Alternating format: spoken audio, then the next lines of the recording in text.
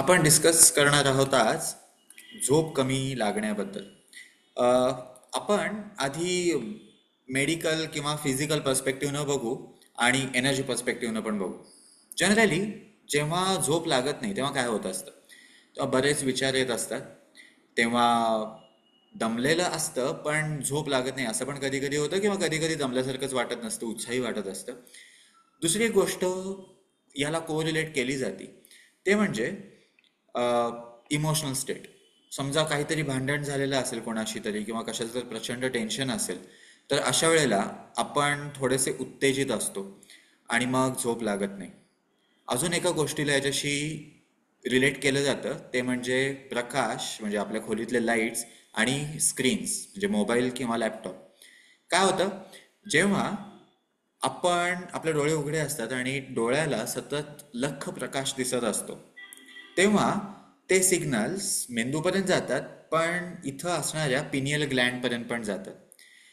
ही pineal Gland आपली वेगवेगळ्या प्रकारच्या सायकल्स कंट्रोल करत असते. जसं झोपणं, उठणं, भूक लागणं, यातला जो रिदम आहे तो पिनियल ग्लँडकडून ठराविक हॉर्मोन्स सिक्रेट होतात आणि त्याच्याकडून कंट्रोल केला जातो. जेव्हा आपले डोळे सतत प्रकाश बघतात तेव्हा ठराविक अशी हार्मोन्स सिक्रेट होत राहतात, जी आत्ता दिवस आहे असा सिग्नल देत राहतात, आणि त्याच्यामुळं झोप लागत नाही.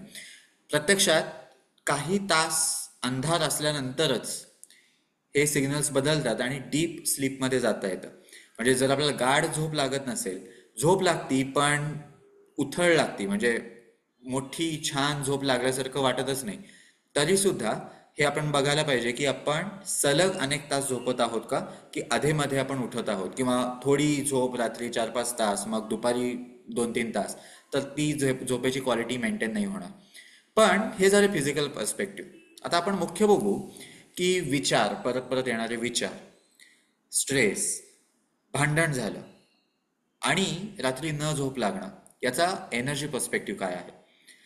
जेव्हा आपण रात्री झोपतो तेव्हा आपल्या डोक्याची जी चक्र आहेत, म्हणजे एनर्जी सेंटर्स आहेत, ती मोठी झालेली असतात आकारानं, आणि त्या मानानं जी खालची चक्र आहेत ती छोटी असतात.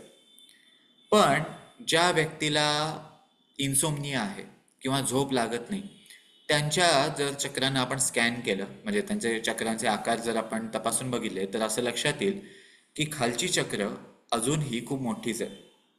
जोपर्यंत आपली खालची चक्र मोठी आहेत तोपर्यंत आपल्याला झोप लागत नाही, सहजासहजी तर लागतच नाही. म्हणून जर विद्यार्थ्यांना विशेषतः रात्री उशिरापर्यंत अभ्यास करायचा असेल आणि परत परत झोप येत असेल, तर हिलिंग करताना त्यांची खालची चक्र मोठी केली जातात आणि मग त्यांना झोप लागत नाही. पण जर झोप लागत नसेल आणि झोप हवी असेल, तर मात्र याचे उलट करायला हवं. त्याच्यामुळं जर आपण काहीतरी असं करू शकलो जेणेकरून ही चक्र मोठी होतील आणि खालची चक्र छोटी होतील, तर आपल्याला सहज झोप लागेल. याचा एक सोपा उपाय आहे, तो म्हणजे रात्रीच्या वेळेला मोबाईल वगैरे बाजूला ठेवून, किंवा पाहिजे तर मोबाईलवर अशी गोष्ट, अशी पुस्तकं वाचणं ज्याच्यामध्ये आपण विचार करायला भाग पडतो. जे विशेषतः थिओसॉफीची पुस्तकं, याच्यामध्ये आपल्याला चांगलं नॉलेज पण मिळतं, पण ती पुस्तकं वाचताना आपल्याला इंटेलेक्च्युअल एफर्ट्स बरेच घ्यावे लागतील. असं करताना नॅचरली आपली डोक्याची चक्र मोठी होतात.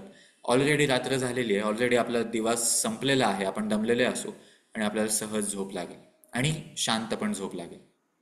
तर हे आपण एक ट्राय करू शकतो. अशा वेळेला जर आपण गोष्टीची पुस्तकं वाचत असू, तर त्यानं हा इफेक्ट होईलच असं नाही. कारण ती गोष्टीची पुस्तकं किंवा गोष्टीचा कंटेक्स्ट समजून घ्यायला आपल्याला या चक्रांची गरज लागत नाही, आणि बऱ्याचदा त्याच्यामुळं मिडल चक्र मोठी होतात आणि त्याच्यामुळं हा इफेक्ट मिळणार नाही. तर हे एक आपण ट्राय करू शकतो की रात्री आपण अशी पुस्तकं वाचू शकतो जी समजून घ्यायला आपल्याला एफर्ट्स घ्यावे लागतात. अजून एक, आपण हाही प्रश्न विचारू शकतो की आपली खालची चक्र मोठी का असतात.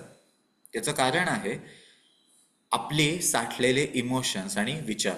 जेव्हा आपण कुठलीही इमोशन अनुभवतो, कुठलाही विचार करतो, तेव्हा त्याच्या रिलेटेड ठराविक एनर्जीज आपण जनरेट करतो, आणि त्या आपल्या ऑरामध्ये, आपल्या आजूबाजूलाच तरंगत राहतात, आणि विशेषतः त्या सेटल होतात खालच्या ऑरामध्ये.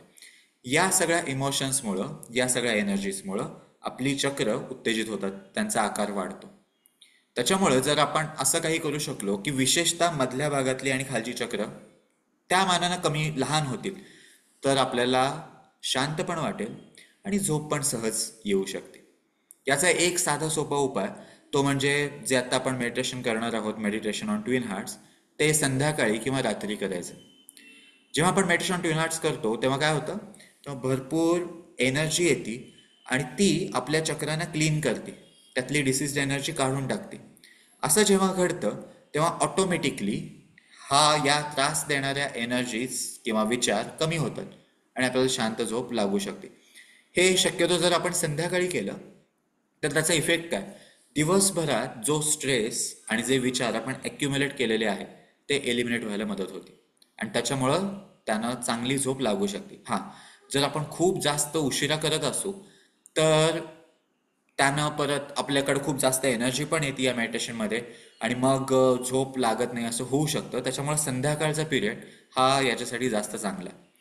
याच्यात अजून एक गोष्ट जर आपण ॲड केली तर हा इफेक्ट अजून वाढेल.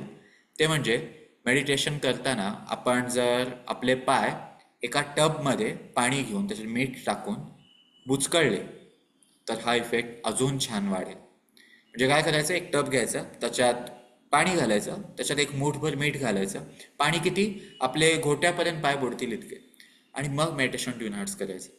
यानं आपलं क्लेन्झिंग जास्त होतं, यानं आपले विचार जास्त प्रमाणात क्लीन होतात, इमोशन जास्त प्रमाणात क्लीन होतात आणि मग आपल्याला शांत पद्धतीनं जास्त प्रमाणात शांत वाटतं. आणि परत हे क्लेन्झिंग झालं की आपल्याला शांत झोप पण आपोआप लागू शकते. जर आपल्याला हा त्रास खरंच सिव्हिअर असेल की रात्री अनेक तास म्हणजे बऱ्याच वाजेपर्यंत, 1 पर्यंत, 2 पर्यंत आपल्याला झोपच लागत नसेल, तर अजून एक गोष्ट आपण ट्राय करू शकतो. संध्याकाळी मेडिटेशन ऑन ट्विन हार्ट्स आणि पाणी घेऊन त्याच्यात मीठ टाकून पाय बुचकळून हे तर करू शकतो, त्याला फक्त 20च मिनिट लागतील.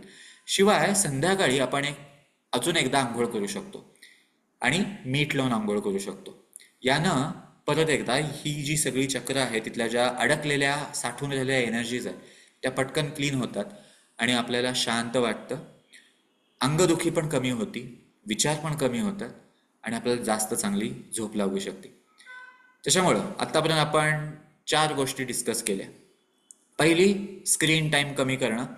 पण माहीत नाही हे किती प्रॅक्टिकल आहे, किती जणांच्या बाबतीत हे प्रॅक्टिकल होऊ शकतं. कारण बऱ्याचदा आपल्याला सवय असते रात्री उशिरापर्यंत टी व्ही बघायचा, मोबाईल बघायचा आणि मग झोपायचं. तर मी काही एक्सपेरिमेंट्स केलेले आहेत. त्याच्यानुसार जर आपण एनर्जी टेक्निक्स वापरल्या तर हा स्क्रीन टाईमचा फॅक्टर बऱ्याच प्रमाणात कमी होतो. म्हणजे आपण शेवटच्या मिनिटापर्यंत मोबाईल बघत आहोत पण लगेच त्याच्यानंतर सुद्धा झोप लागेल जर आपण वरची चक्र मोठी करायला मदत केली तर. तर त्याच्यामुळं तो काही प्रमाणात आपण बॅलन्स करू शकतो एनर्जी टेक्निक्स वापरून. आणि मग 4 प्रकारच्या गोष्टी, त्याच्या पुढे 3 प्रकारच्या गोष्टी बघितल्या. एक, रात्रीच्या वेळेला काहीतरी असं वाचणं जे समजून घेण्यासाठी आपल्याला एफर्ट्स घ्यावे लागतील. दुसरं, मेडिटेशन ट्विन हार्ट्स करणं आणि विशेषतः मिठाच्या पाण्यात पाय बुडवून ते करणं आणि रात्री संध्याकाळी मीठ लावून आंघोळ करणं. त्याच्यामुळं या जर गोष्टी आपण करत असू तर बऱ्याच प्रमाणात आपल्याला झोप व्यवस्थित लागायला चालू होईल. सिव्हिअर इन्सोम्निया जरी असेल तरी तो कमी होईल. पण अजून एक टेक्निक आहे जे खरं तर फक्त प्राणी किलर्ससाठी आहे, पण फक्त प्राणी किलर्ससाठी असल्यामुळं नाव नाही घेता येणार. पण शरीराच्या मधल्या भागात जे चक्र असतं ते जर आपण पडल्या पडल्या सुद्धा क्लीन केलं तर आपल्याला ताबडतोब झोप लागते. माझा हा अनुभव आहे की समजा अर्धा तास, पाऊण तास झोप लागतच नाही, अशी सलग काही दिवस परिस्थिती येत आहे. समजा 2-3 दिवस असं होत आहे. आता रात्री झोपताना बेडच्या इथं मिठाच्या पाण्याचा बाऊल ठेवला आणि ते पर्टिक्युलर चक्र क्लीन करत करत करत करत पडलेलं आहे. तर जनरली पुढच्या 5 ते 10 मिनिटात झोप लागलेली असते, कळत पण नाही कधी झोप लागली. सकाळी उठल्यावर कळतं की ऑलरेडी आपली छान झोप झालेली आहे आणि व्यवस्थित झोप झालेली आहे. थकवा जाणवणारी झोप नाही तर शांत झोप झालेली आहे. त्याच्यामुळं आपण जितकं छान चक्रांवर काम करू आणि आपल्या एनर्जीवर काम करू तितकं झोप न लागणं, स्ट्रेस वगैरे या गोष्टी फार किरकोळ वाटू शकतात. ठीक आहे. आत्ता आपण मेडिटेशन 2 करू आणि हवं तर मधला जो मोकळा वेळ आहे ज्याच्यामध्ये आपण व्यायाम करणार आहोत, व्यायाम करणं महत्त्वाचंच आहे, पण तोपर्यंत पटकन तुम्ही टब आणू शकता, ज्याच्यामध्ये थोडंसं पाणी घाला, मूठभर मीठ घाला आणि जसं आपण मेडिटेशनला बसू तसं त्याच्यामध्ये पाय बुडवून मेडिटेशन करा. तुम्हाला जाणवेल की जास्त प्रमाणात शांत वाटत आहे आणि रात्रीच्या झोपेवर काय परिणाम झाला तेही ऑब्झर्व करा. सुरू करू.